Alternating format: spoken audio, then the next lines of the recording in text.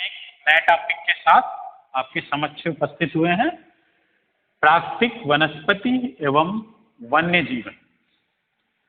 इस लेसन में main study करने से पहले सबसे पहले हम ये जानेंगे कि प्राकृतिक वनस्पति किसको कहते हैं और वन्य जीवन क्या होता है। प्राकृतिक वनस्पति शुद्ध शब्दों में एक वाक्य में जाने, बिना मानवीय प्रयास के जो वनस्पतियां स्वतः उग जाती हैं उसे हम क्या कहते हैं? प्राकृतिक वनस्पति कहते हैं, नेचुरल वेजिटेशन कहते हैं। दूसरा इसी का शब्द है, देखिए, वन्य जीवन या वाइल्ड लाइफ। वन्य जीवन का आशय यह है कि इन्हीं वनस्पतियों या वनों के बीच में रहने वाले जीव जो होते हैं उनको हम वन्य जीवन के नाम से जानते हैं। आप देखे होंगे विभिन्न प्रकार के जीव जो उपस्थित रहते हैं वनों में, उन्हें हम वन्य जीवन के नाम से जानते हैं। शेर, भालू, हाथी, ये सारी चीजें क्या हैं? वनों में या प्राकृतिक वनस्पति में रहते हैं। इन्हें ही हम वन्य जीवन के नाम से जानते हैं। मेन रूप से अब इस टॉपिक में आते हैं। आपके टेक्स्ट बुक में एक कहानी के माध्यम से समझाने की कोशिश की गई है। उसमें एक कैरेक्टर है, नाम है उसका सलीमा। वो घूमने जाती है, ऊंचाइयों पर जाती है, नीचे आती है तो उसको वनस्पतियों में क्या है? विभिन्न प्रकार के परिवर्तन दिखाई देते हैं और उसके मन में ये जानने की जिज्ञासा आती है कि ये परिवर्तन कैसे दिखाई देता है। इस टॉपिक में हम उसकी जिज्ञासा को शांत करने की कोशिश करेंगे। यहाँ पर जो है वनस्पतियों का सामान्य वर्गीकरण आप अपने इस लेसन के फ्रंट पेज पर देखेंगे। यहाँ पर क्या है? सामान्य वर्गीकरण में वन है, फिर क्या है? घास स्थल है और फिर झाड़ियां हैं।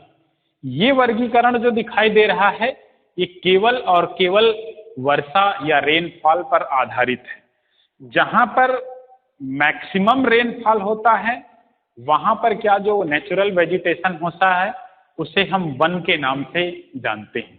और जहां पर क्या है मध्यम स्तर की वर्षा होती है उसे क्या है हम घास स्थल या घास स्थल के मैदान के नाम से जानते हैं।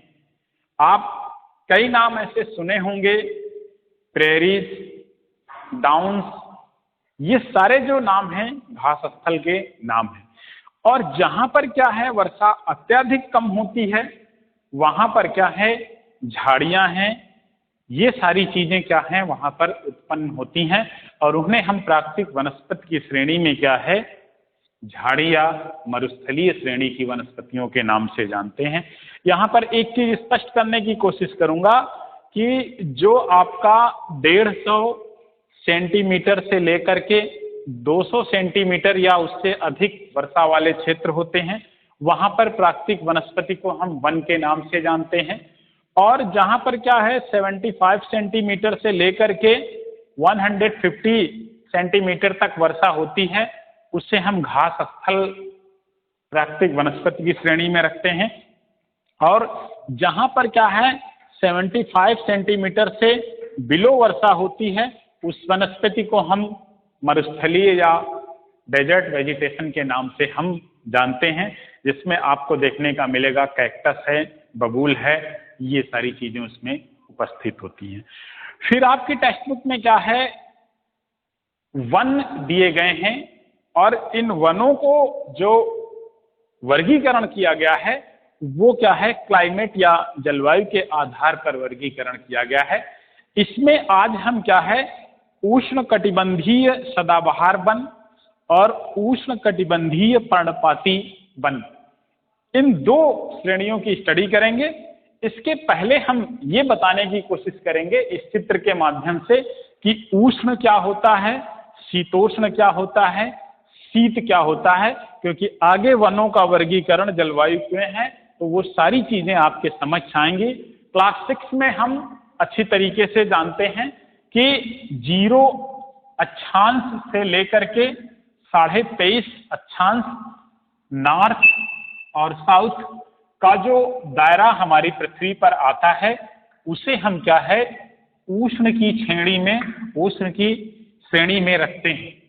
और जब हम इसके ऊपर चलते हैं 23.5 नॉर्थ से 23.5 साउथ से लेकर के 66.5 साउथ और 66.5 नॉर्थ लैटिट्यूड्स, तो ये श्रेणी जो है ये वाली और ये श्रेणी जो है ये आपकी शीतोष्ण के नाम से जानी जाती है। जब हम और ऊपर चलते हैं तो 66.5 नॉर्थ 66.5 साउथ से लेकर के पोल की तरफ 90, इधर भी 90 लैटिट्यूड्स जो है उसे हम शीत कटिबंध के नाम से जानते हैं। ये तीन जो हैं आपके तापांतर पर आधारित पृथ्वी पर जोन हैं, उन्हीं के आधार पर क्या है यहाँ वनस्पतियों का वर्गीकरण है। और इन वनस्पतियों में वन के अंतर्गत जो है जलवायु में पहला आपके टेक्स्ट बुक में है उष्ण कटिबंधीय सदाबहार वन, या हम इन्हें एवरग्रीन फॉरेस्ट के नाम से भी जानते हैं। ये वन मोस्टली क्या है आपके ये इक्वेटर से शुरू होते हैं और आपके 23.5 नॉर्थ 23.5 साउथ के दरमियान होते हैं।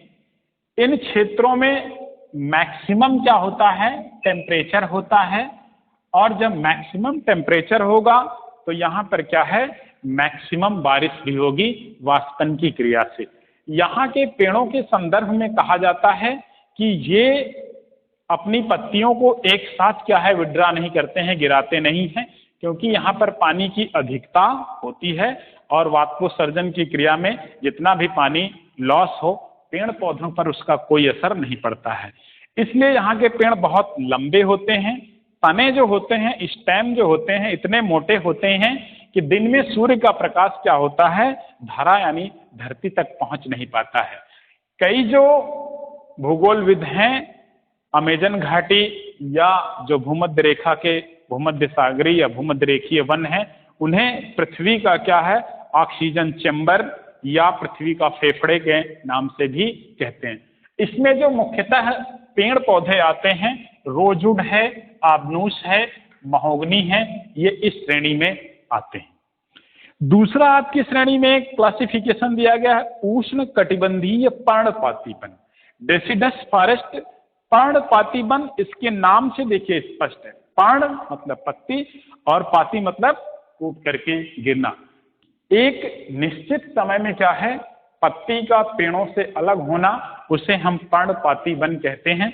ये भी देखिए उष्ण कटिबंधीय क्षेत्र है, तो उष्ण कटिबंधीय क्षेत्रों में जब हम करीब करीब क्या है 17 लैटिट्यूड 17 लैटिट्यूड नॉर्थ और 17 लैटिट्यूड साउथ की ओर हम चलते हैं तो क्या है हमारा जो क्षेत्र होता है हम उसको क्या है उपोष्ण क्षेत्र के नाम से जानते हैं, और इनमें जो वनस्पति पाई जाती है हम उसे उष्ण कटिबंधीय पर्णपाती वन कहते हैं।